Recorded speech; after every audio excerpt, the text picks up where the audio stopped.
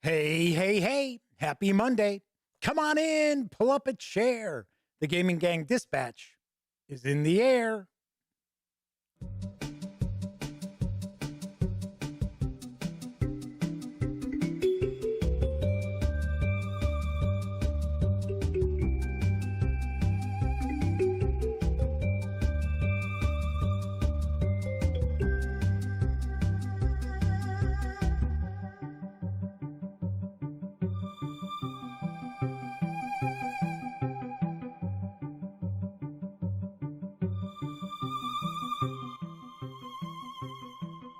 Howdy, howdy, howdy, gang. Welcome once again to the Duct Tape Studios. I'm Jeff McAleer, your host here at the Gaming Gang Dispatch, brought to you by thegaminggang.com, which I happen to be the founder and editor-in-chief. So welcome aboard. Tonight is Monday, August 9th, 2021. This is live stream 684. If this is your first time joining me, I got to point out, this is very, very casual. We just kick back, put our feet up, relax, and talk about the latest in tabletop gaming news. Certainly not rocket surgery by any stretch of the imagination. So normally about the first half of the show, I talk about the latest gaming news, and then the second half of the show, I actually take a first look at a tabletop game. So tonight, we're actually going to be unboxing and taking a first look at Hidden Strike, American Revolution, which is from Worthington Publishing. This had a very successful Kickstarter, and I believe this is going out to the backers. I think all the backers have this already. I got to be honest, I don't know if you can pick this up just yet. You might, and we can probably delve into that a little bit later on when we take our first look. But also do want to mention that if you like this video, I don't know, maybe you could give it a quick thumbs up. Subscribe to the Gaming Gang channel if you haven't already, and if you do subscribe, ding that bell, because it'll not only let you know when the Dispatch streams live right here on YouTube, I'll also inform you when I upload other videos, such as my review of the Starfinder Galaxy Exploration Manual. Yes, I popped this review up this weekend. So if you are a fan of Starfinder, you may want to take a peek.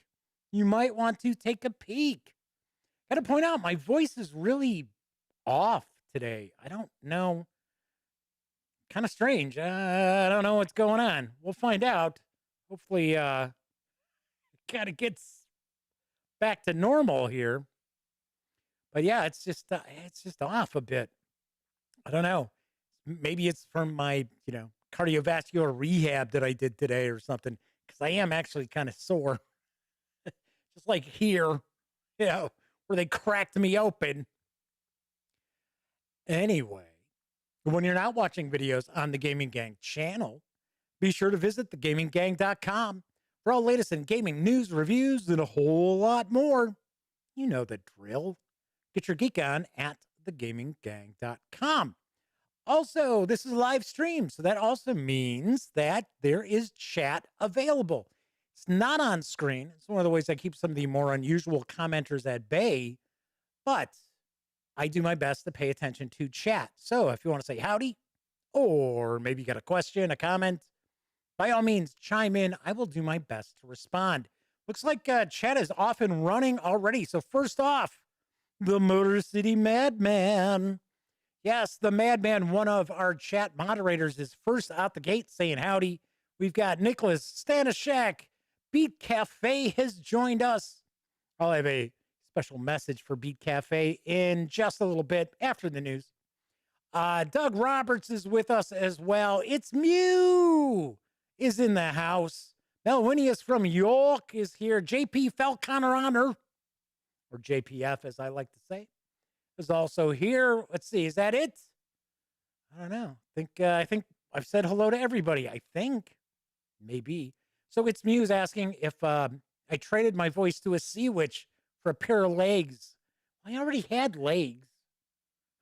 So do I need an extra pair of legs? I'm not aware of that. I don't know. Very strange. To be honest, I haven't talked a lot today. Maybe that's a little bit of it.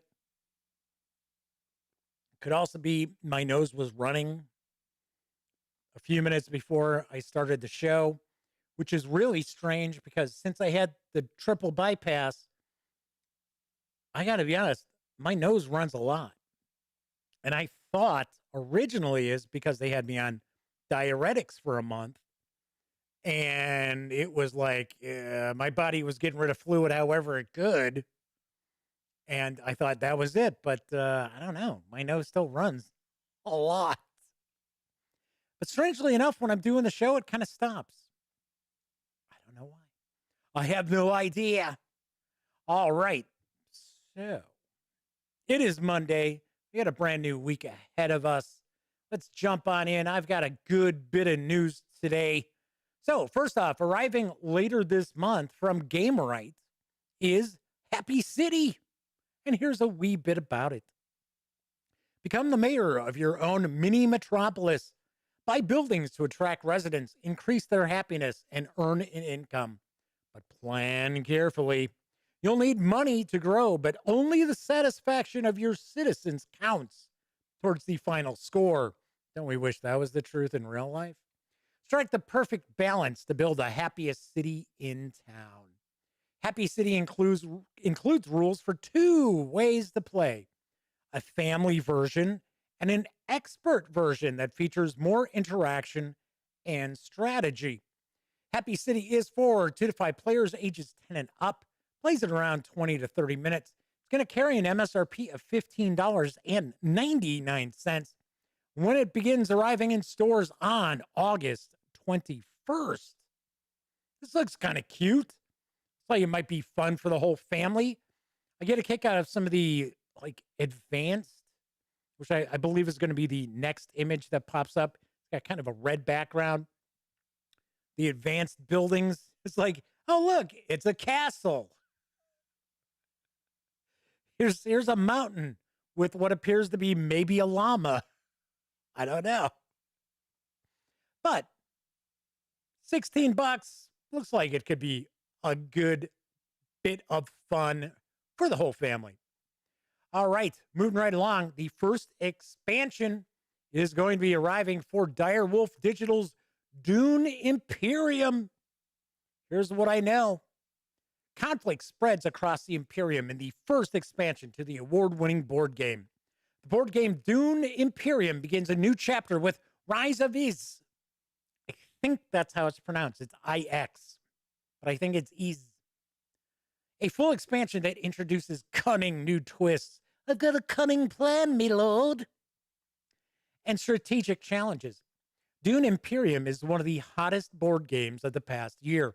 Now, as a new generation of fans are set to fall in love with a new film from Legendary Entertainment, players around the world are craving the next installment like a guild navigator craves spice. Let your fortunes ascend.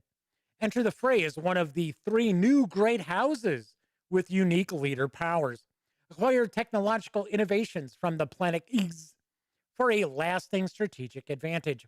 Deploy fearsome dreadnoughts to rule the skies above Arrakis. Dispatch subtle infiltrators to outmaneuver your opponents. Dominate the Imperium in the new epic game mode for a longer high-stakes challenge. I don't... How is a game going to be like high stakes? What the heck's going to happen with that? All right, we're playing for money. So the core game, Dune Imperium, is for 1 to 4 players, ages 14 and up, plays in 1 to 2 hours. The Rise of Iz expansion is going to carry an MSRP of $40 when it arrives on November 15th. So there is some discussion in chat about the delayed upgrade box. Yes, I do know that it has not arrived yet. And I believe there were quite a few people who ordered that as well. I reviewed Dune Imperium, really, really enjoyed it. my knock on it was graphically, it didn't knock my socks off. The art on the cards is fine. The game board's kind of, eh. But the funny thing is, there's an upgrade box with miniatures and really, really boosts the eye popping aspects of the game. And yes, it is not out. I do have to point out, I don't know if this is like a box full of stuff, but for an expansion, $40 seems kind of pricey. Because if I remember right, I think the game itself is 50 or 60. I don't know. But I know there are going to be a lot of people who check this out. A lot of people are going to want it. I don't know if I'll get a chance to review it or not, but it should be in stores in November. So yes, Nicholas says pricey. I agree. I know there's more in this than the little component image that I'm sharing, because I believe it's like 60 or 70 more cards. So Kringles joined us in chat, says, yeah, too pricey unless I know it's great. Well, the core game itself is really good. I really enjoyed it. I know it's won some awards. If I remember right, I think the Dice Tower has gone gaga over it. I think it's one of their top games of the year. So Kringle's asking maybe we could get me to review it and stream it. I don't tend to do reviews on the live show. I used to. It is just way too easy for me to get distracted and lose my train of thought and, skip over an important aspect of a game. And then people complain, oh, you didn't talk about this. So I tend to like to do unboxings on the live show and keep the reviews to just, when I shoot videos. All right, let's talk about some role-playing game news, because arriving in October is a new standalone high-level adventure for Pathfinder 2nd Edition. Here's the dope on Night of the Grey Death. Even though the artwork says Night of Grey Death, it is called Night of the Grey Death, or the Grey Death, whichever you prefer. Galt's executioners are the masked and mysterious Grey Gardeners. Held above the laws of the chaotic nation, these grim killers soak the revolution-racked land in dread and blood. They behead the guilty and innocent alike with their magical guillotines, but few possess the courage to stand against them. Powerful heroes must infiltrate the Grey Gardeners and put an end to their reign of terror. Sounds a lot like the French Revolution so far. As the heroes race from haunted crypts to the elegant opulence of an ill-fitted mosque, the midnight chime will bring salvation or doom to a nation. Night of the Grey Death is a deluxe adventure in gothic horror for 16th level characters written by Ron Lundeen. It exposes the secrets of the Grey Gardeners with new monsters, new magic items, and new challenges to test the mightiest heroes. Mysteries and intrigue abound during the Night of the Grey Death. The softcover for Night of the Grey Death will carry an MSRP of $22.99. It is going to arrive in time for Halloween. It's going to hit stores on October 13th. Wish I had more images to share with you. Just like, I highly doubt that this is going to be the final artwork. I think this is probably placeholder art, because if you are familiar with Paizo, they tend to do that a lot. They'll be like, hey, we're announcing this adventure. And it's like, oh, it's the first chapter of this new adventure path. And they share artwork and it's completely mocked up like they normally have, like the trade dress on it. And then when the game, when it comes out, it's like, that's not the artwork at all, which is fine, because usually the artwork on the cover is actually better than the placeholder art. All right. So Melwinia says they bought Apocrypha and got the upgrade boxes from eBay. And the theme reminded him of the Secret World MMO. Yeah, I never played the Secret World. I heard good things about it, and then I heard really bad things about it. So I never took a shot at it. But I got to admit, the Secret World had a very unique kind of setting. It was something that you really didn't run across in other role-playing games or MMOs out there. All right. The highly anticipated Fallout, the role-playing game from Bethesda Softworks and Modiphius Entertainment, is now available in PDF. And I've got the skinny. Should I do, what is it? War. War never changes. All right, I won't. In 2077, the storm of nuclear war reduced most of the planet to cinders. From the ashes of nuclear devastation, a new civilization will struggle to arise. A civilization you will shape. How will you reshape the world? Will you join with a plucky band of survivors to fight off all comers and carve out your own settlement? Will you team up with pre-existing factions like the Brotherhood of Steel or super mutants to enforce your own ideals on the wasteland? Ghoul or robot, paladin or raider, it's your choice and the consequences are yours. Welcome to the wasteland. Welcome to the world of Fallout. This digital copy of the 438-page rulebook contains rules and lore for role-playing in the Fallout world, as well as concept art from the Fallout video games.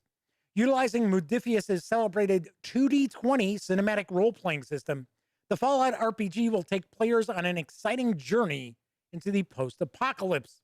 Create your own survivors, super mutants, ghouls, and even Mr. Handy robots.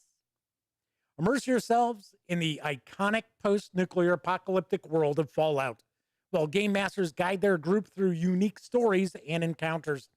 The 2D20 edition of Fallout is as close to the bottle cap bartering, wasteland wandering, brotherhood battling excitement as you can get. Immerse yourself in this genre-defining setting with the official Fallout tabletop role-playing game. Create your group of original characters, including vault dwellers, ghouls, super mutants, and even robots. Can I play as dog meat? Geez, come on. Tell your own stories of survival in post-nuclear America using a host of non-playable characters and horrific mutated creatures. So wouldn't non-playable characters just be NPCs? Use iconic weapons, armor, chems, and items transferred straight from the video game. Scavenge the ruins of the old world and make your mark on the wasteland. Utilize a 2D20 system, role-playing rules set that supports both story-led adventures and detailed gameplay. Use action points to power your incredible wasteland wanderers and augment their actions with your fantastic perks. Use an extensive catalog of creatures and characters from the world of Fallout. Game masters can kick things off with story hooks immersed in the Fallout universe. Roll and build random encounters from tables inside the book, and even randomly generate locations and loot for your players. Also includes an 18-page introductory adventure with a bang or a whimper.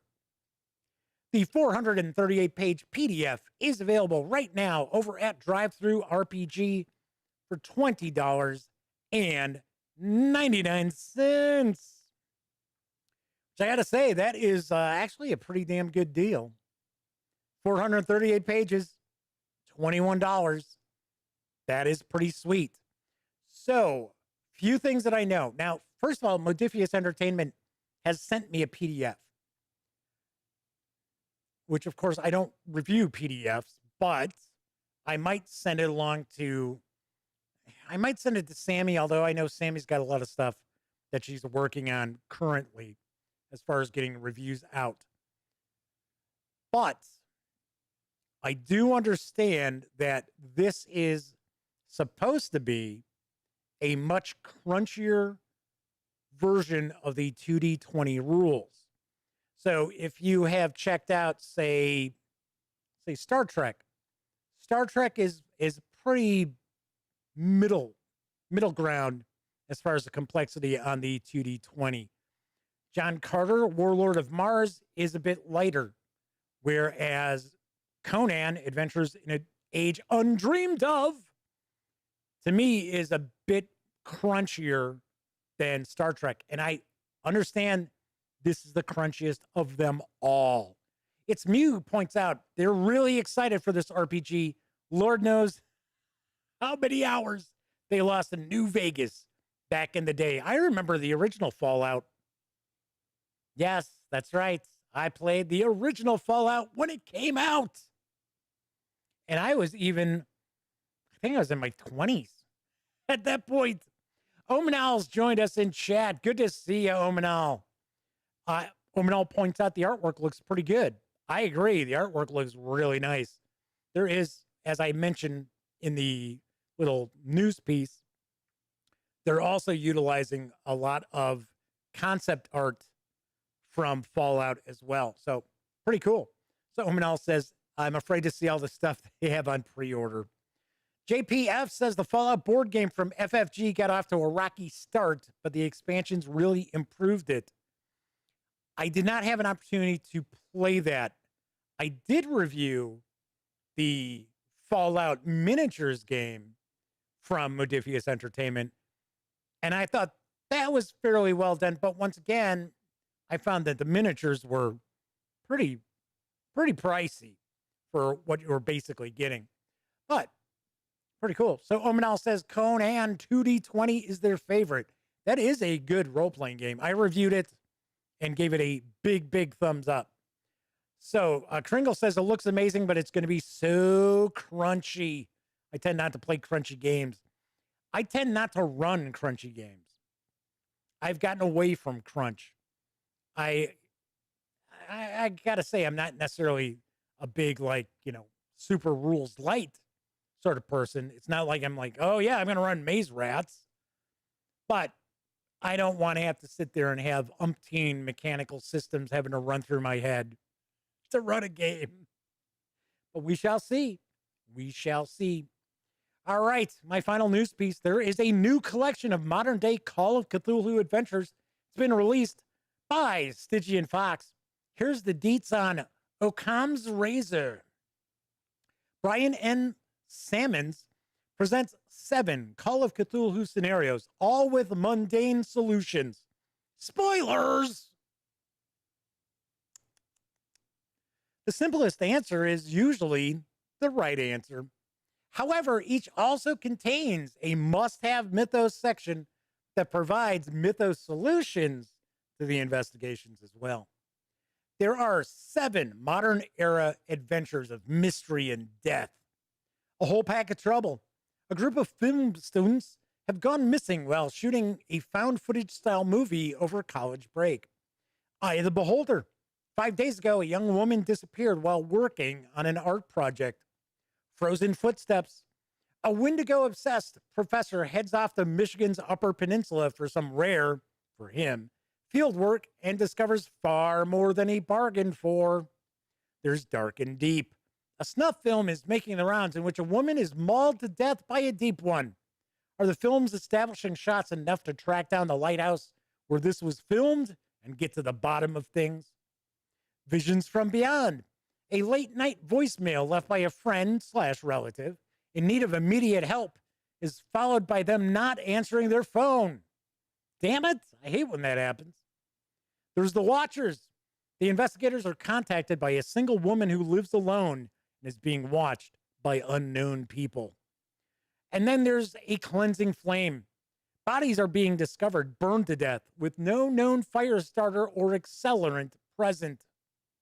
These scenarios are supported by 8 handouts, 6 maps, over 25 NPCs, and almost 10 monsters, a 7-page modern newspaper to mine for future scenario seeds, some of which reference past Stygian Fox titles, and 6 pre-generated investigators to get your group playing fast. The 156-page Occam's Razor PDF is available over at DriveThruRPG for $19.95. I have to say, Stygian Fox does some really nice modern Call of Cthulhu adventures, which are aimed at a mature audience. They are not, I would not feel comfortable running the Stygian Fox adventures for like 13-year-olds.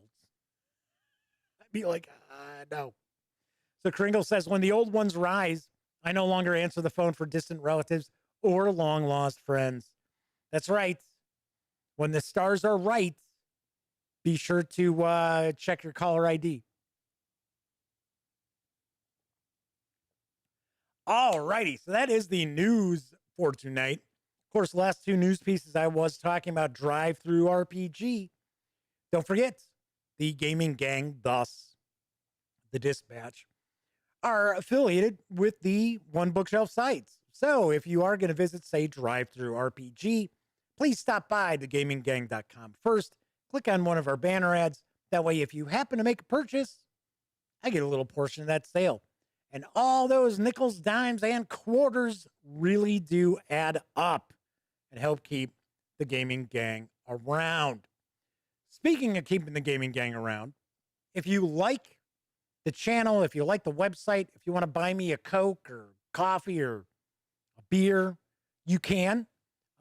You can easily go to paypal.me/thegaminggang and make a donation. And we are now in week 3 of the Gaming Gang Game Auction 2021. So I've got all new items up for auction as of yesterday, including the out of print The Thing at Outpost 31, which, as far as I understand, will never be reprinted ever. And this is the USAopoly edition. So this was the first edition that came out. And of course, all of the games that I've, that are up for auction, they are in pristine shape. So because I've only played them enough to do a review and then that's it. So want to point that out. That started up. So I've always got some war games, some role-playing games, and things like that. Now I know Beat Cafe was hanging out in chat, and I will shoot out an email regarding last week's auctions because I know Beat Cafe had the high bid on a couple of items. So I was in the midst of stuff yesterday, and then of course I had the rehab this morning. And so I didn't have, an opportunity to shoot out emails yet. So Madman says they'd be all over The Thing, but they already own a copy. Nice. I should point out, I have seen this going for open and played, not in shrink. But I've seen it open copies, played copies going for about $180. So, and actually, the game is pretty good. I was surprised because USAopoly at the time wasn't necessarily known for, meaty games. So this was Mondo Entertainment. I believe it's Mondo, and I know it's Mondo, but I think it's Mondo Entertainment. They were also partners with USAopoly and then went their own way. And we won't get into it, but there was some hard feelings, I believe. So it's like, yikes. All right, 245 Trioxin has joined us in chat. Very cool. Very, very cool. So Omanal asked, am I even allowed to lift this? Yes, because it's not 5 pounds. This is probably about 3.5 pounds. But yes, it's true. I'm still not allowed to lift more than 5 pounds. And I guess that's going to go on for a while.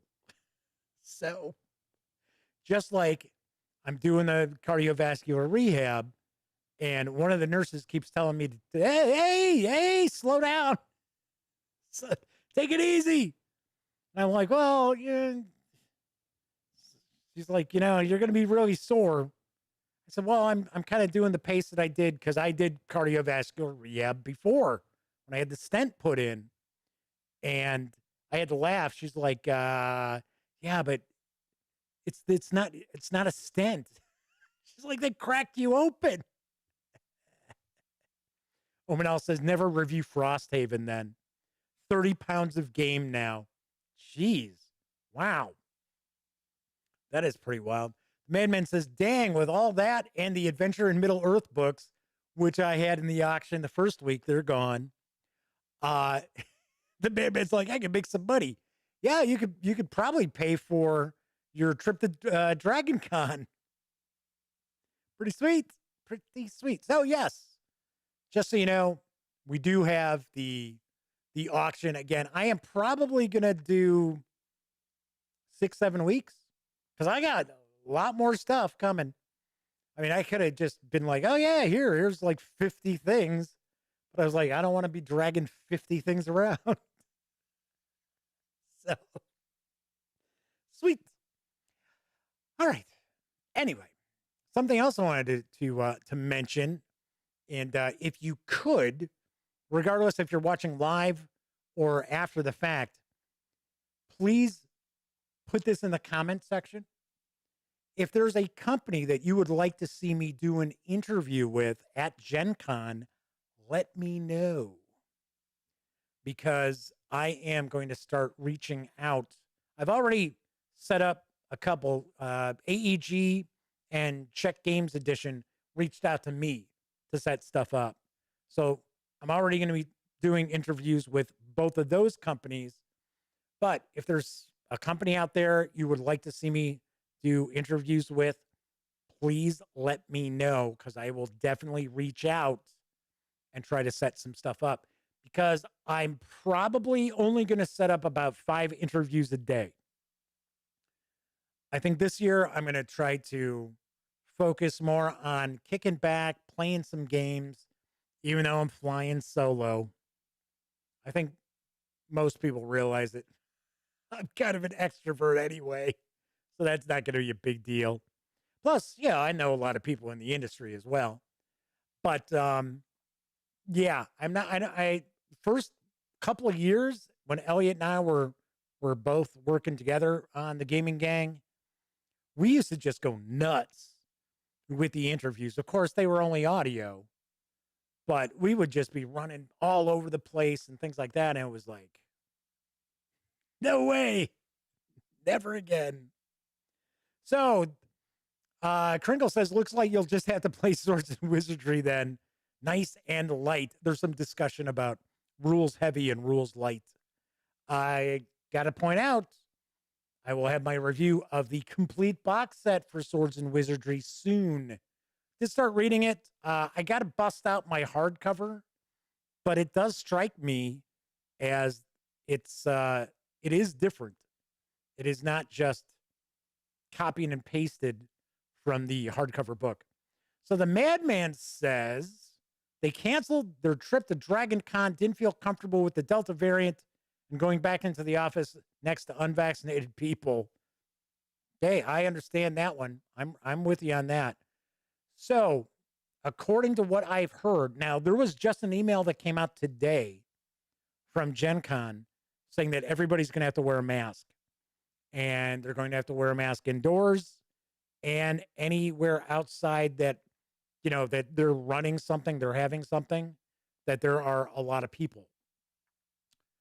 So, and I had originally heard, I'm not positive, but I had originally heard that they are going to require people to show either proof of vaccination or a negative COVID test.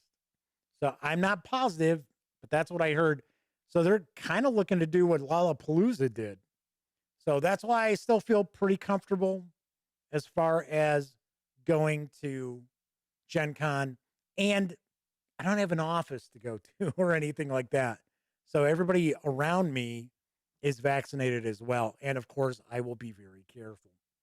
But like I said, if there is a company that you'd like to see me do an interview with at Gen Con, please let me know in the comments, and I will definitely do my best to set something up. All right. So I'm sure some folks are tuning in because they want to see an unboxing. That's right.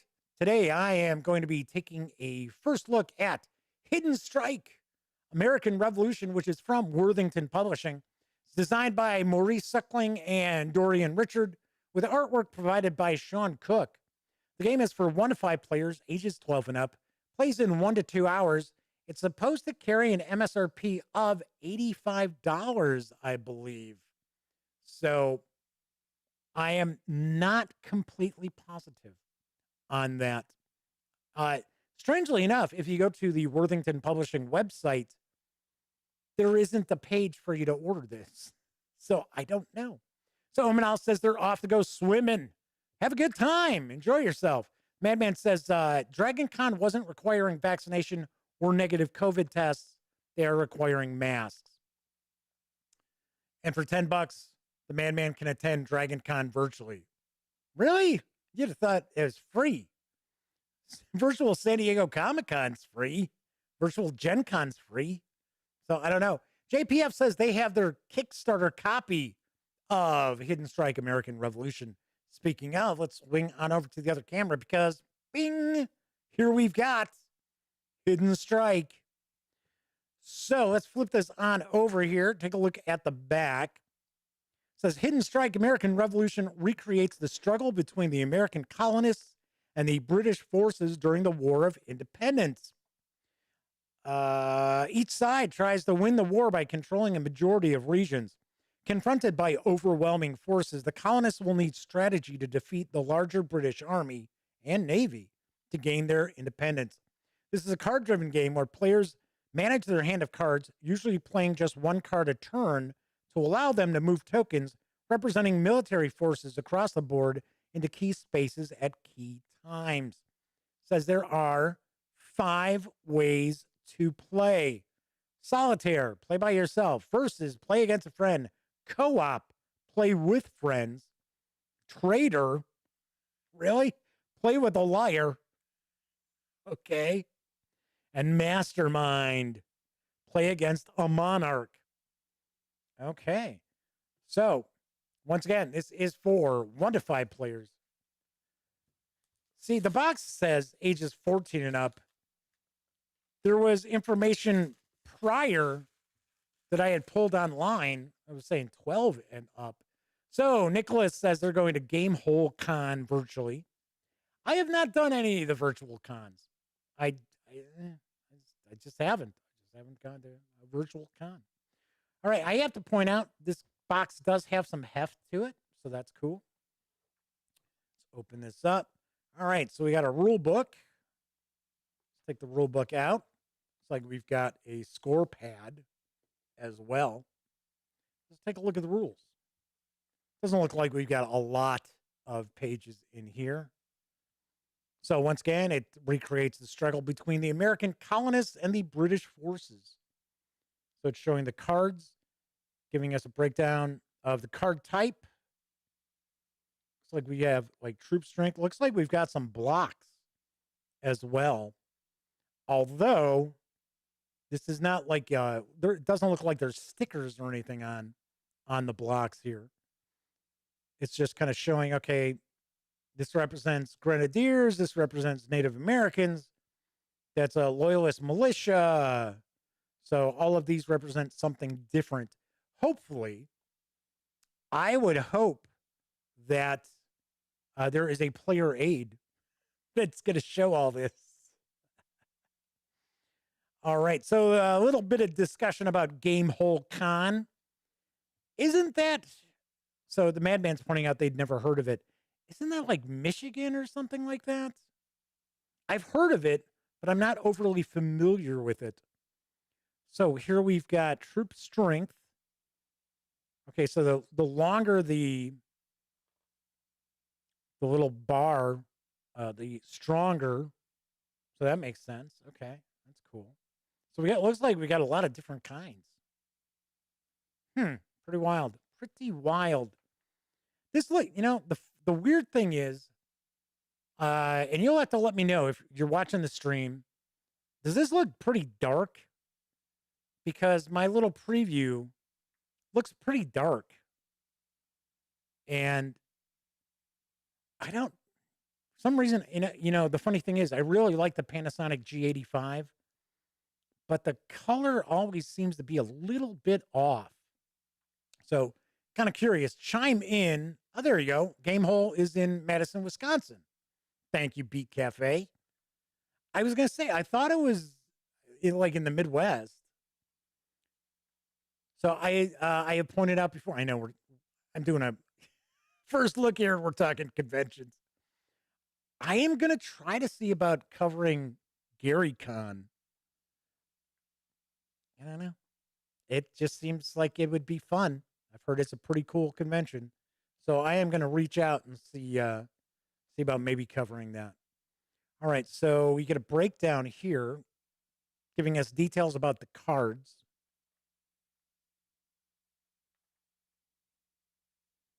And then we get a little example of play. And then some designer notes. So really, we got 10 pages of rules, 11 pages of rules. Yeah, about 11 pages. But then we have some variants as well. So we've got the mastermind mode. All right. So there we have the rules. And so there's a troop strength. It's not necessarily telling us what the troops are, although I think they're color coded on the cards too. So that will probably help us.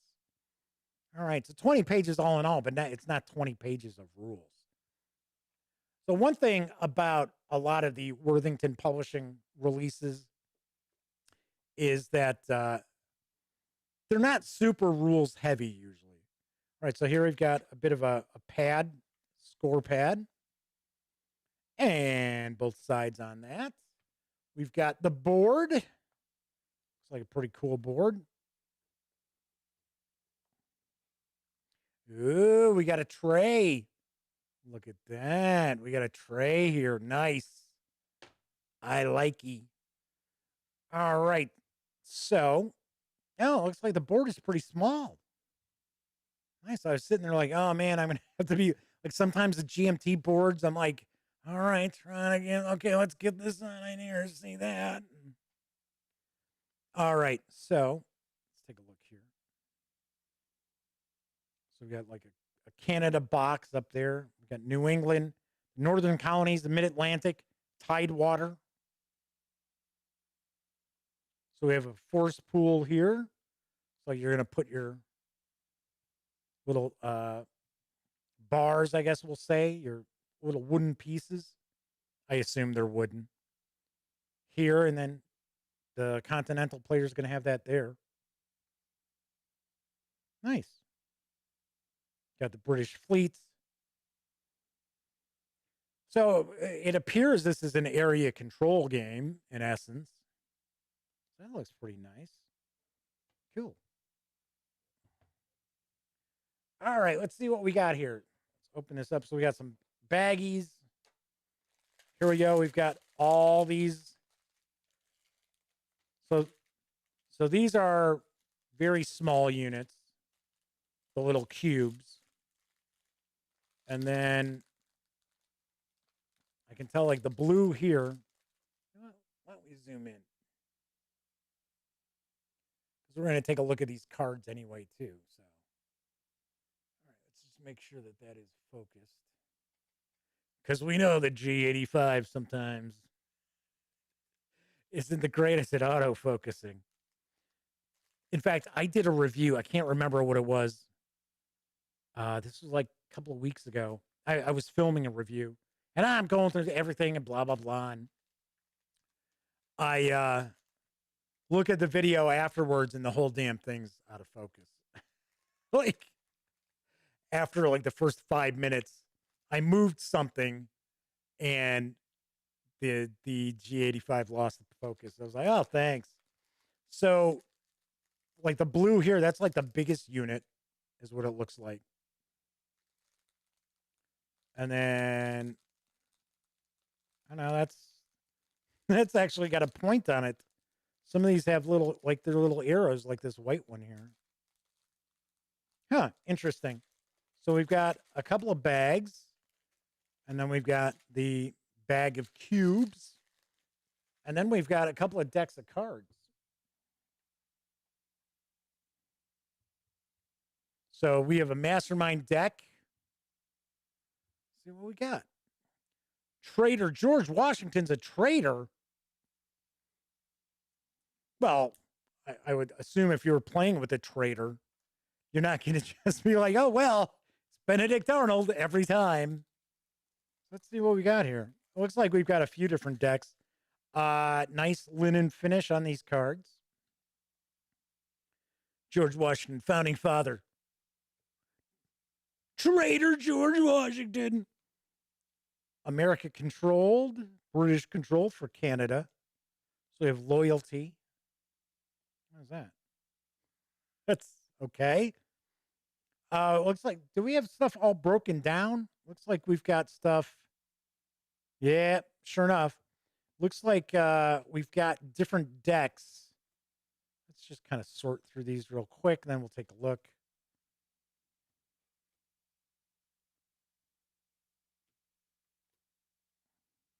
All right. Oh, no, now we got another deck. It's like all these different decks, which is fine. Okay, there's verses. There's another deck.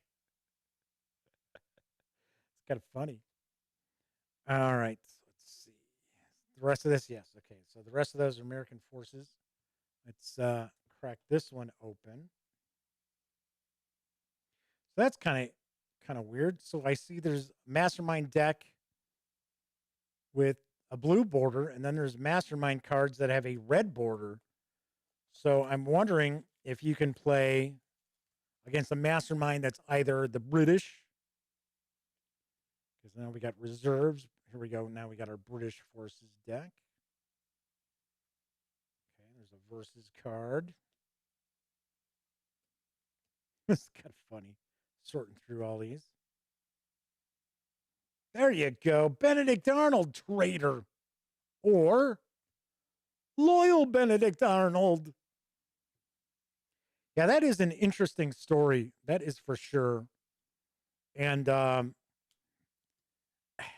to be honest, it's, some of the founding fathers pushed Benedict Arnold into doing what he did. So Nicholas says, hey, this looks interesting and maybe even educational. Hey, don't say that. I always like playing games where I learn something. Oh, Sam Adams as a founding father or as a traitor. That's kind of odd. I wouldn't have thought they'd have a card for Samuel Adams. I would have thought they'd have, there we go, John Hancock. I would have thought they would have had that for like generals. Okay.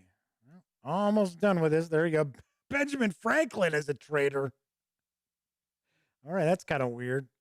All right, we got some more reserves, more British forces. And Thomas Jefferson as a traitor. Okay, that is very interesting. Yeah, I'll sit here and I'll help write the Declaration of Independence, but I'm going to turn on all you guys. All right, so we've got these traitor cards. Then we just have this loyalty card there. There we go. So we have the possibility, I think, of 6. We got 6 here. Jefferson, Franklin, Hancock, Washington, Arnold, and Adams can be traitors or they can be loyal. Here, these are control cards here. So we've got versus cards. These are the only 2 versus cards right here. So there's John Adams and Lord George Germain. So those are versus cards. A solitaire card, Alexander Hamilton, an ability for him. Got 3 Mastermind cards with a blue border. Sons of Liberty. Another Sons of Liberty. And is this one also Sons of Liberty? It is. Right, so we've got that. So we just had a deck of Mastermind cards that had a red border on it. It's like, where did those just disappear to? All right, so then we got some reserves. See, when I mentioned that the cards would also show the little cube or little bar. So that's it there. So we've got some events. So we have a British Reserve Army Force Pool. So it looks like these troop cards, and at least for these reserves, all have the same artwork.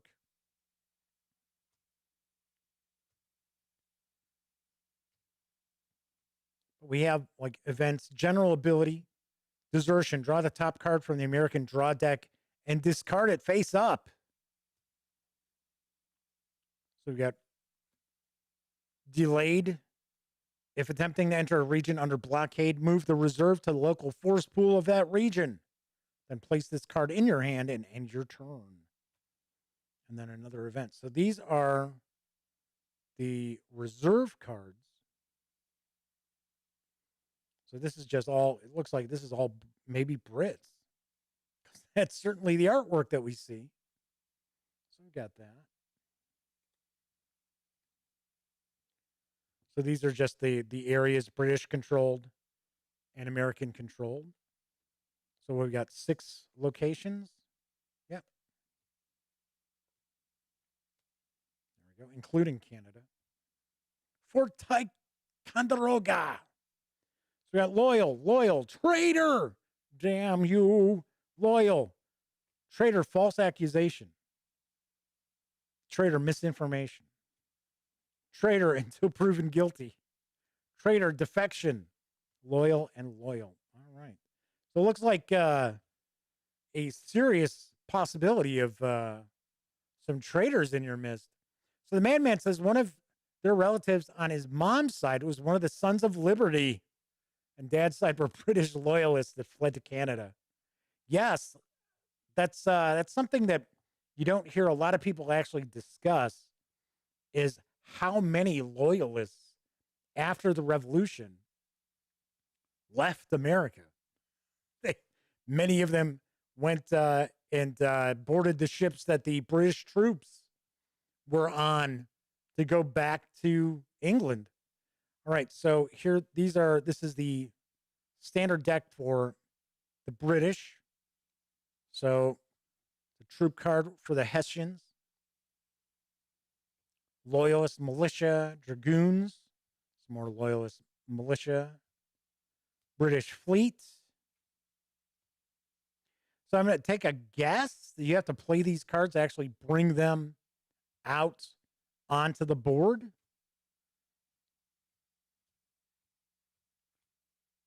I was wondering if we had some events in here, but it looks like these are all troop cards.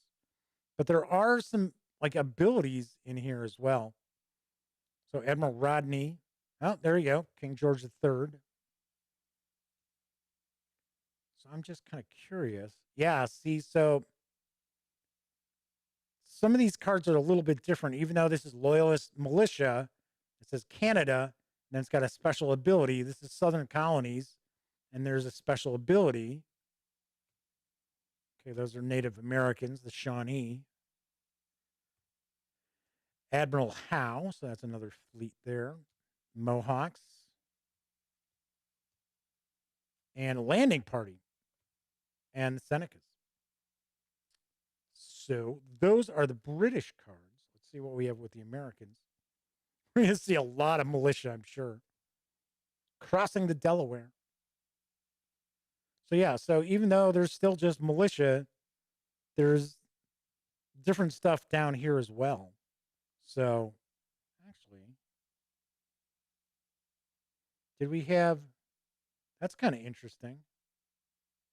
Oh no, okay, so we do get some artwork. I was going to say, we see a lot of where it's showing the location, kind of an image of the location on the map. But here it looks like we've got a bunch of like artwork. There we go, the Culper ring.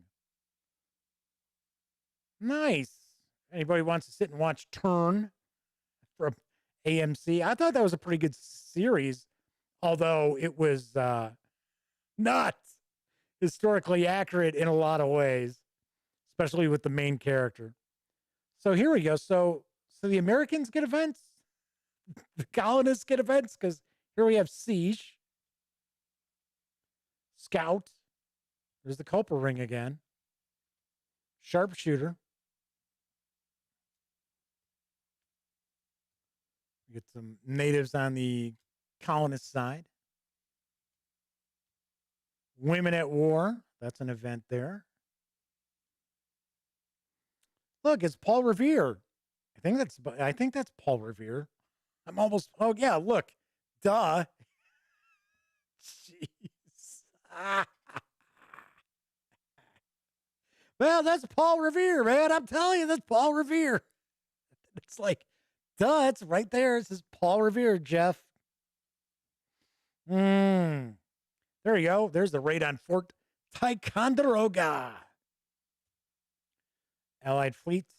Publication of Common Sense. Light Cavalry, the PD. Declaration of Independence, written by that traitor. Written by that traitor, Thomas Jefferson. So we got militia, light cavalry, Mohicans or Mohicans there. Nice. Okay, so these are the colonists' decks of cards. And then we've got the cool tray. All right, so let's put these back. And actually take that out so that I can do this. So we've got, let's zoom out a little bit more here. There we go. So this is the tray, and then it's got a little plastic cover for it. So we've got all this. We've got the board. We have the scoring sheet, I guess we'll say. And then we've got the rule book.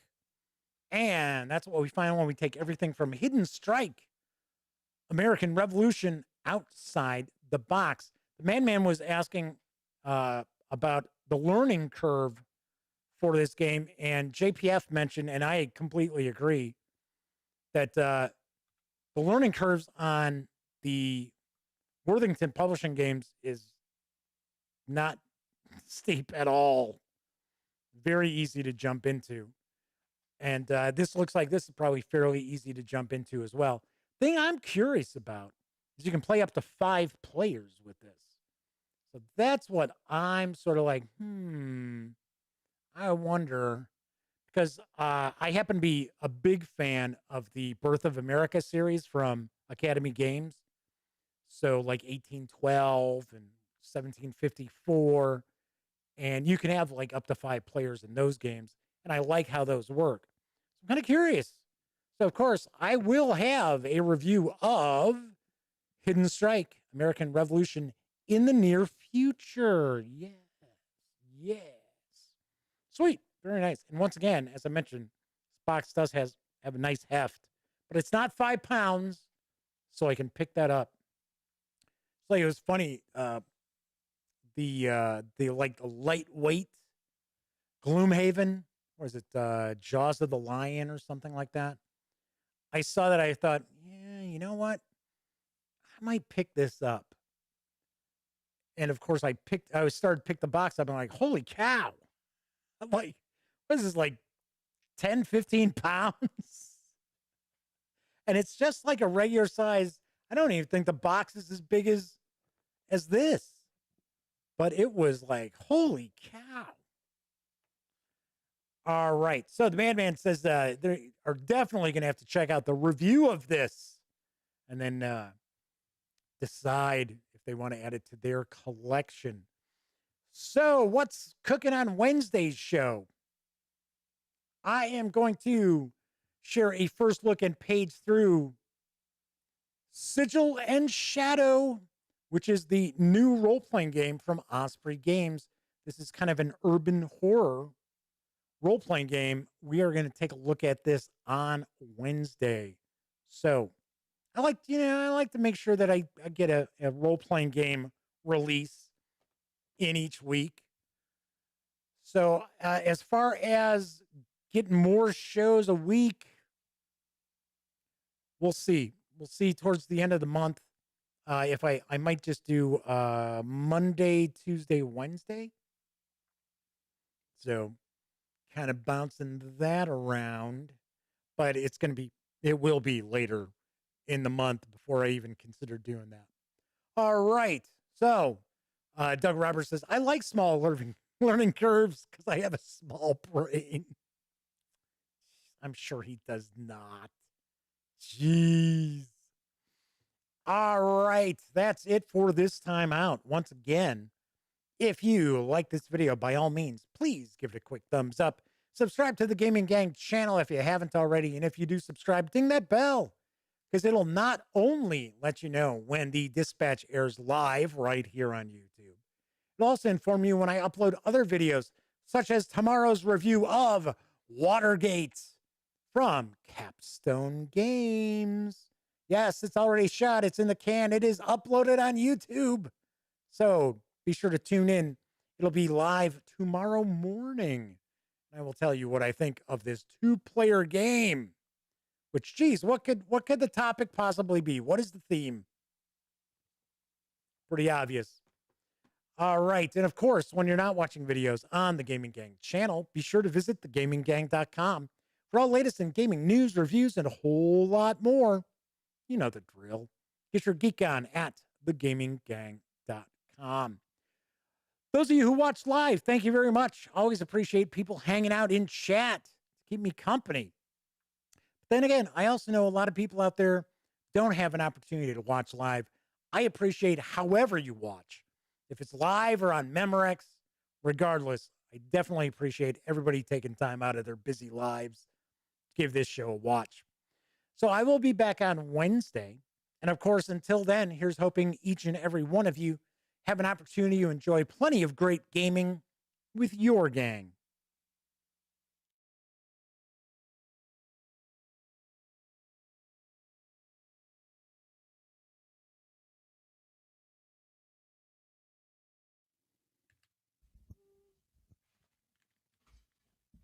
Oh, you're still here. Well, while you're kicking it, how about subscribing to the Gaming Gang channel? Or seeing the latest episode of the Gaming Gang Dispatch? Or finding out what YouTube recommends you check out here at my channel? And of course, don't forget, get your geek on at thegaminggang.com.